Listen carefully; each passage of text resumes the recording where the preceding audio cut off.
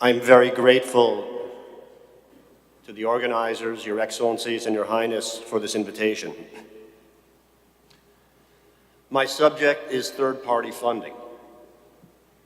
It's a subject that attracts a lot of attention within the international arbitration community. Third-party funding somehow seems categorically different than what came before. So different that many in the international arbitration world take the position that third-party funding is to be specially regulated and made the subject of mandatory disclosure. I'm going to consider during this brief talk the subject of disclosure of third-party funding, whether and how. Before I do so, it's worthwhile to consider if it's true that third-party funding is so new and different.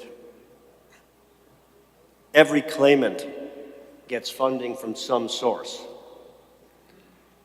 The funding could be friends. The funding could be a bank. The funding could be investors who want a piece of any recovery.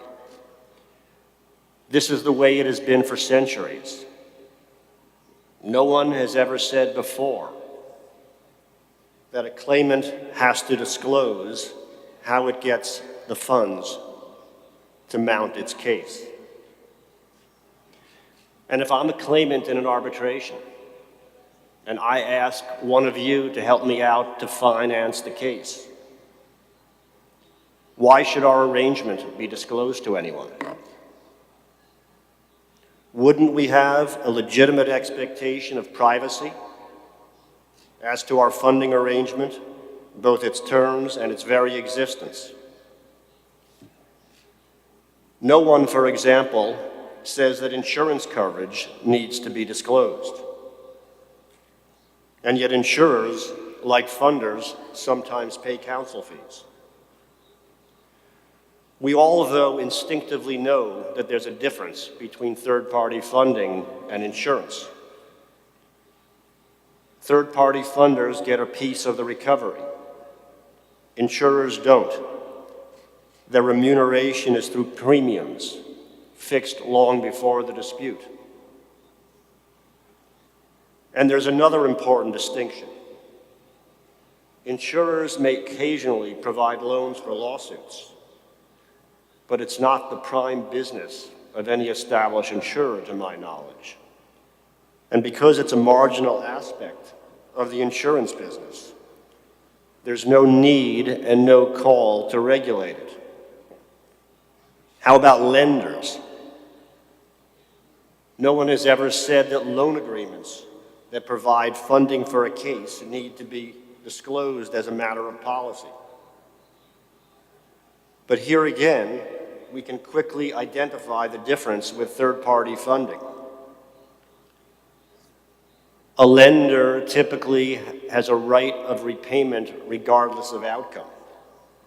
And loan agreements don't provide that repayment on the loan varies depending upon the amount of the recovery. And as with insurers, lenders' primary business isn't lending money for lawsuits. So again, there's no cause to regulate a marginal banking business. Now, definitions of third-party funding to date have focused on whether they qualify as a party in interest in a case. This makes sense to an extent because it's accepted that every party in interest should be disclosed to arbitrators on the other side.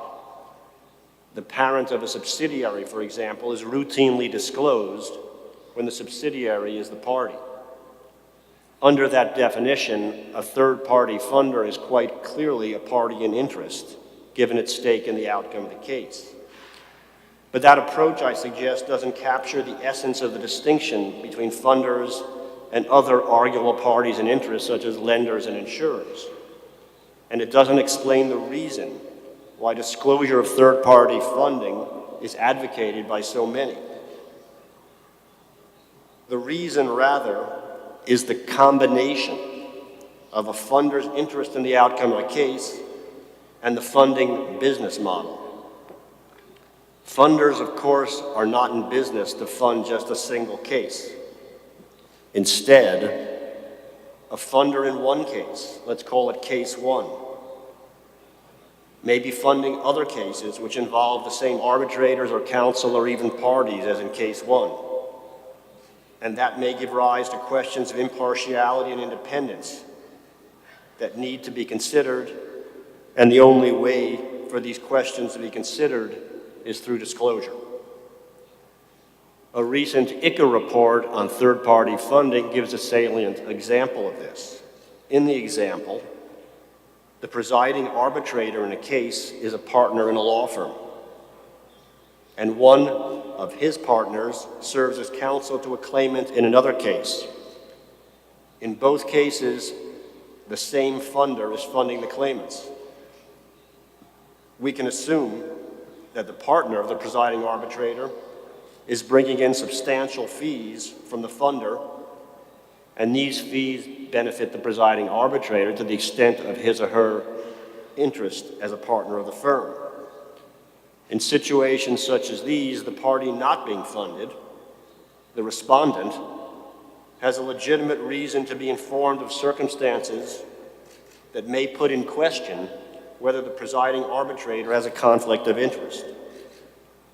The respondent, once informed, might not want to challenge the presiding arbitrator, but the respondent should still be enabled to make an informed decision, and the respondent's interest is especially acute in the new world of portfolio funding, where a funder enters into an ongoing relationship with a law firm to fund multiple clients of that firm.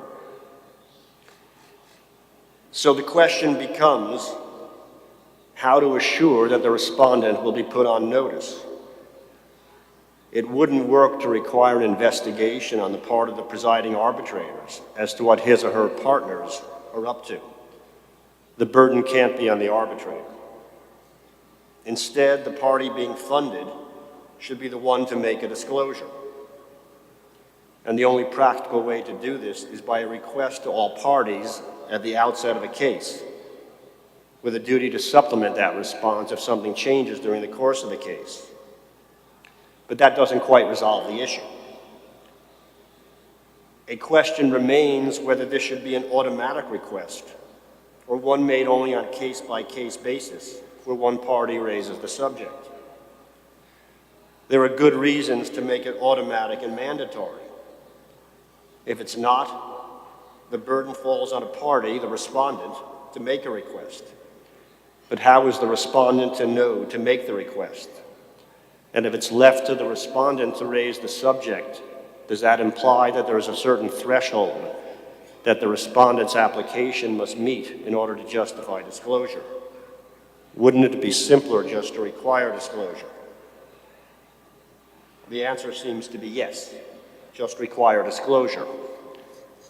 But I give that answer unhappily. I'm unhappy about it because I viscerally resist another step on the path to legislative disclosure. There are so many cases where the subject of third-party funding disclosure is irrelevant, where, for example, each arbitrator is a solo practitioner. There's no real risk that any arbitrator will have an undisclosed financial connection to a third-party funder.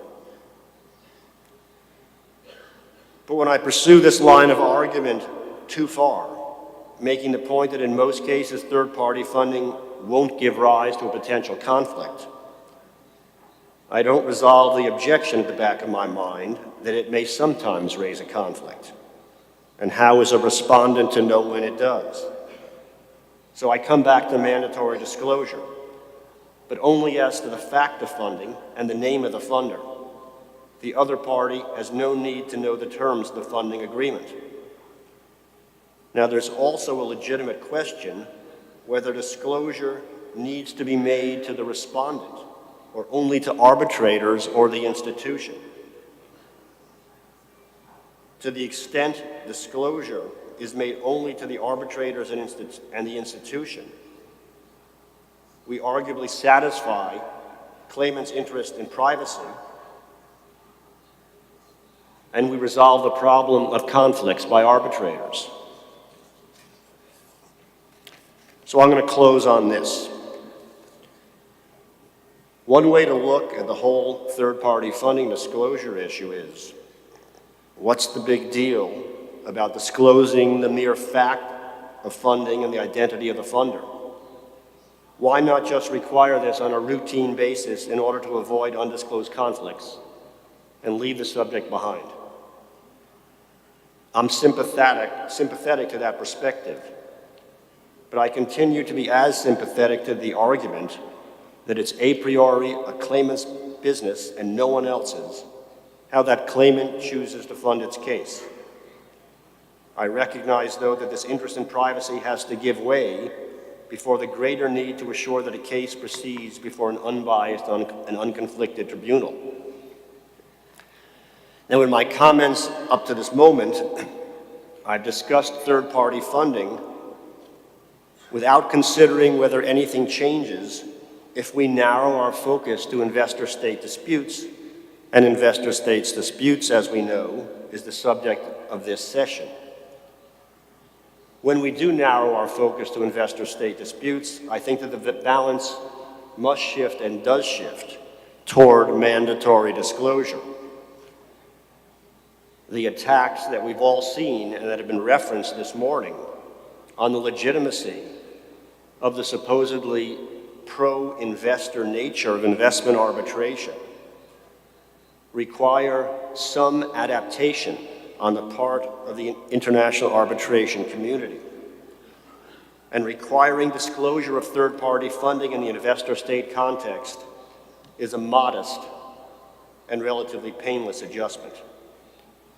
For commercial cases, the debate can still be had. But even there, the vector of international arbitration is toward disclosure. We can see this in the ICA report that I mentioned. We can see this in this region, in the DIFC's recent rule change requiring disclosure of third-party funding for cases before the DIFC. And in the investor-state world, we can certainly see this in the new proposed ICSID rules providing for disclosure of third-party funding. So the argument that I've explored in favor of the privacy side of this debate may be lamenting the departure of a train that's already left the station. Thank you.